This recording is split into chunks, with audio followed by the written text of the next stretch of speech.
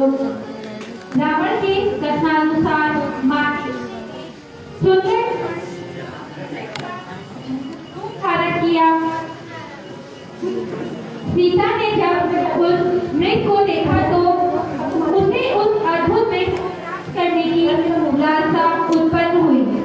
सीता ने श्री राम से निवेदन किया कि वे उसे स्वर्ण मृग दिला दें। श्री राम मृग को पकड़ने के लिए आश्रम से दूर निकल गए। कपटी मृग मारीच ने अपनी कपट माया से ऐसा भ्रम उत्पन्न किया जैसे कि श्री राम किसी संकट में हो और मोहवश सीता ने लक्ष्मण को श्री राम की सहायता हेतु वन जाने के लिए आदेशित किया। रावण को इसी अवसर की प्रतीक्षा थी और वह एक मुनि का वेश धारण कर कुटिया के द्वार में पहुंच गए।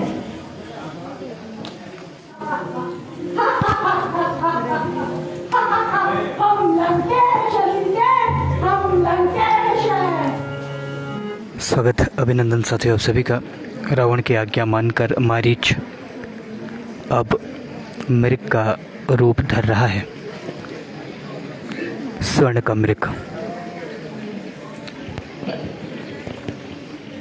जिसे देखकर माता जानकी अभिभूत हो जाती हैं और एक ओर से साधु वेश रखकर रावण का प्रवेश जहाँ सीता अकेली है।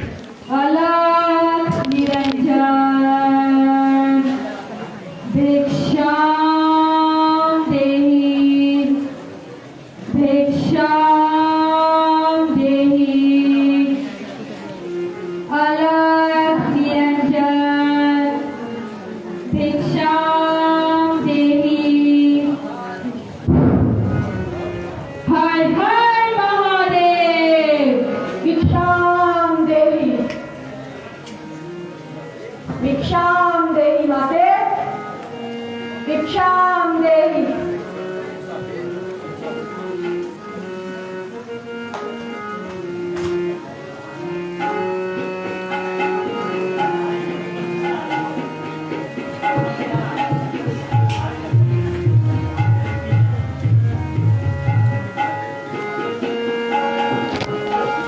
जोगी द्वारे आया है भिक्षा देह कुटी से माता।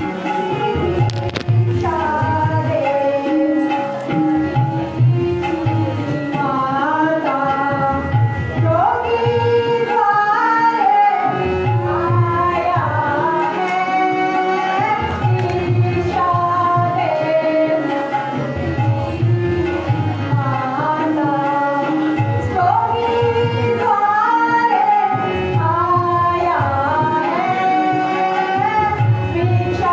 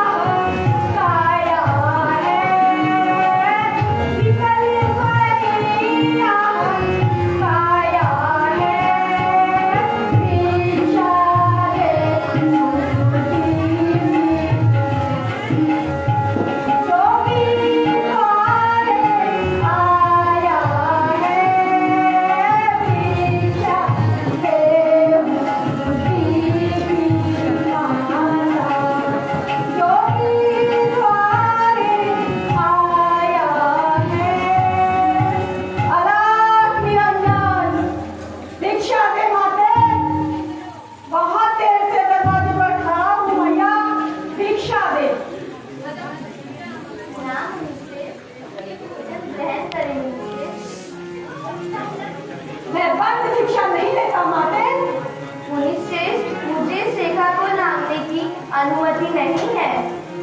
यह बहुत अपमान है मुनि का। मैं कोई भिक्षुक नहीं, कोई याचक नहीं माते, मैं त्रिकालदर्शी हूँ। मुझे दिख रहा है मेरा पति किसी घायल अवस्था में है, जिसने एक मृग ने अपने सिर से घायल कर दिया है। तेरा देवर उसकी सहायता के लिए गया है बाबे। यदि तुम मुझे बंद भिक्षा न देकर भिक्षा के लिए बाहर नहीं आओगी, मैं श्राप दे दूंगा। नहीं, श्राप दे दूंगा। मुझे श्राप ना दे, मुझे क्षमा कर दे, मुझे श्राप ना दे महाराज।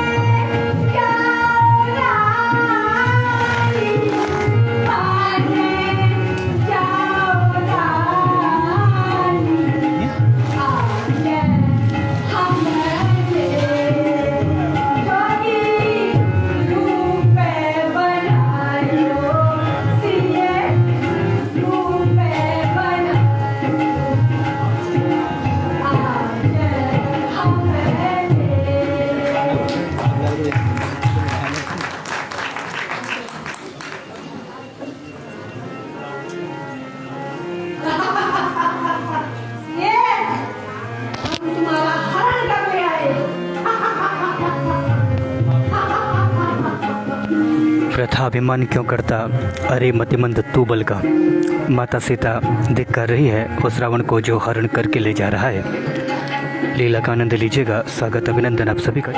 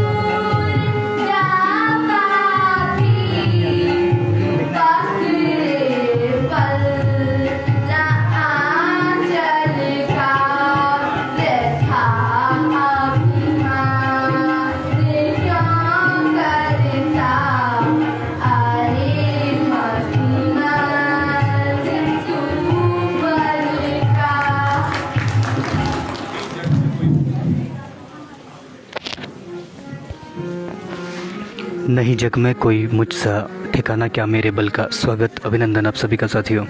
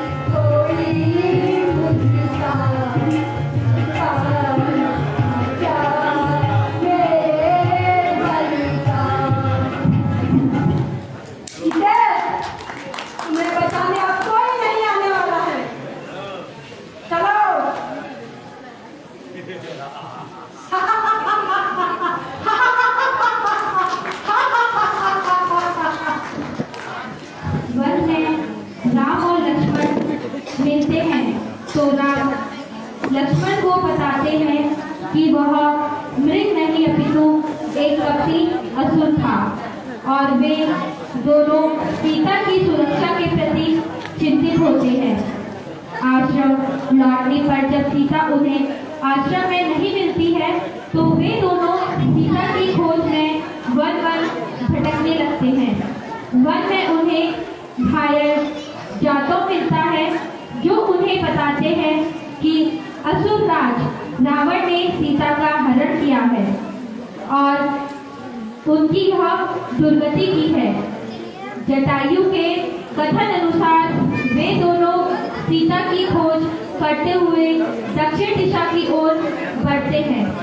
मार्ग में उन्हें कबंध नामक दैत्य मिलता है जो उन दोनों को श्री राम की वर्षों से प्रतीक्षा कर रही माता शबरी के आश्रम के बारे में बताते हैं। शबरी की मनोकामना पूर्ण होती है जब उनको श्री राम के दर्शन होते हैं।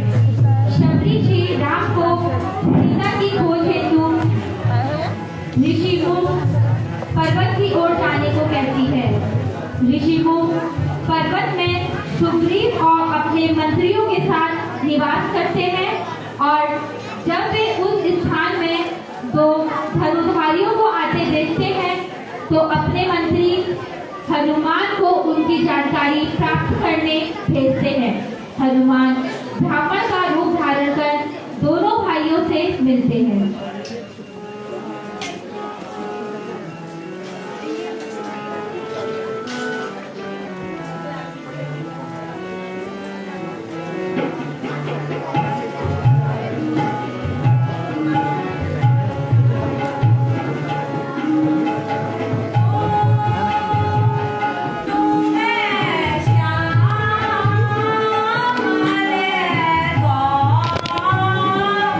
गौतम श्यामल गौर शरीरम हनुमान जी का अभिनय कर रही हैं।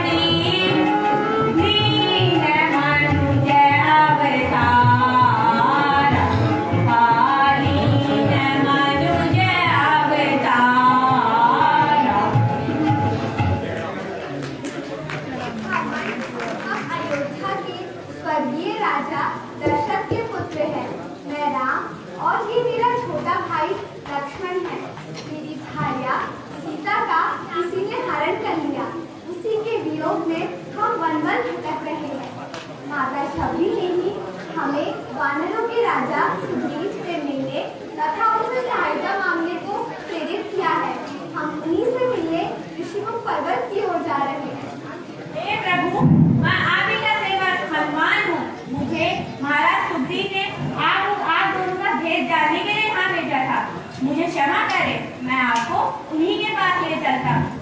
ठीक है कपी, चलो।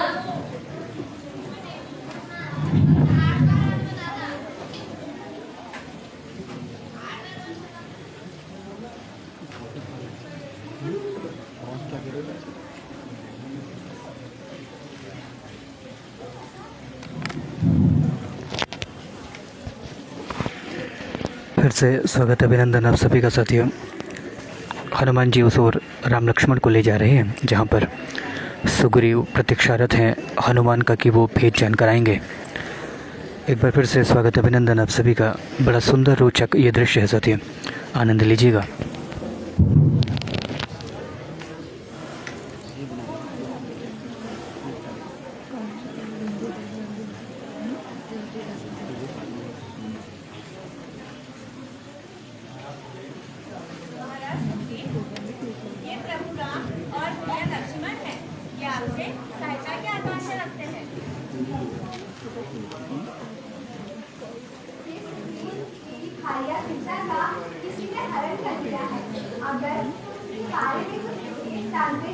तो हमें बताओ।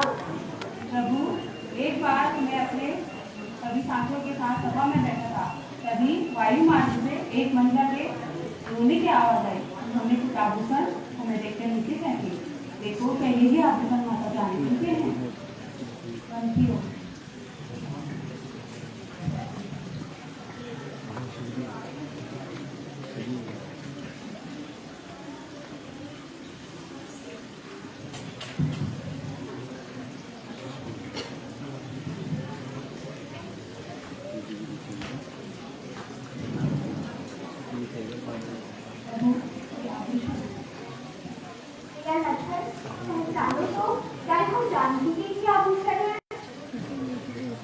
भैया, आधी आभूषण तो मैं नहीं जानता, किंतु सरल आभूषण यही है।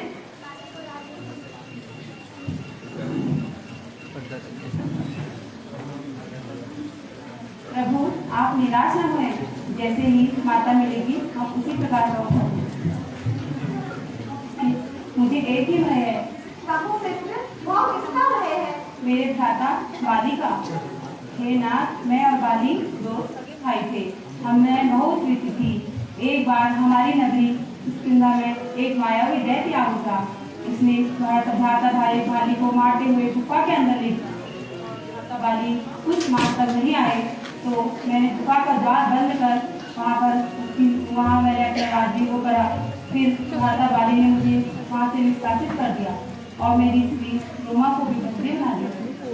मुझे उन्हीं का डर है प्रभु। वो मुझे कई बार मारने का प्रयास कर चुके हैं। इसी श्राप के कारण मैं इस पर्वत में निवास करता हूँ, क्योंकि वो यहाँ नहीं आ सकते। जो मित्र अपने मित्र की विपत्ति में सहायता नहीं करते, वे बहुत दुख उठाते हैं। अतः तुम बाली को युद्ध के लिए ललकारो। मैं उसे एक ही बार में मारूंगा। देखिए आपके श्री राम ने अपने वचनानुसार बाली का वध किया और राज्य सुग्रीव को सौंप दिया। बाली के पुत्र अंगद को युवराज नियुक्त किया गया। वर्षा ऋतु बीतने के पश्चात वानर सेना ने अनेक दल माता सीता की खोज में निकले। एक दल की भेंट जटायु के भाई संपत्ति से हुई, जिसने बताया कि दूर एक लंका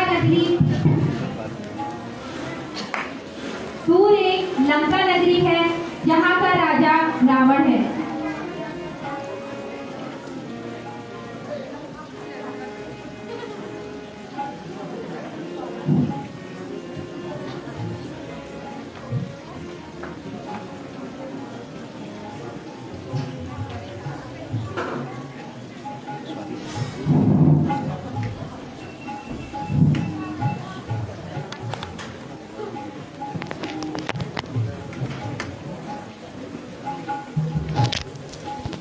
एक बार फिर से स्वागत अभिनंदन आप सभी का एक ओर से राम लक्ष्मण हनुमान सुग्रीव इत्यादि सभी का आगमन।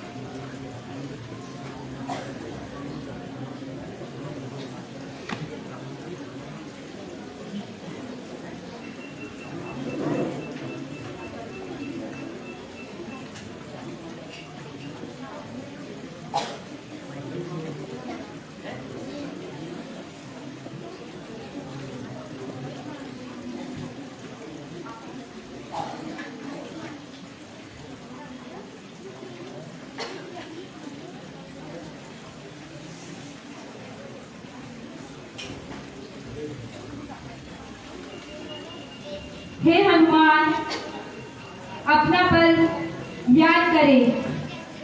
आप ऐसे कई समुद्र एक साथ लांघ सकते हैं।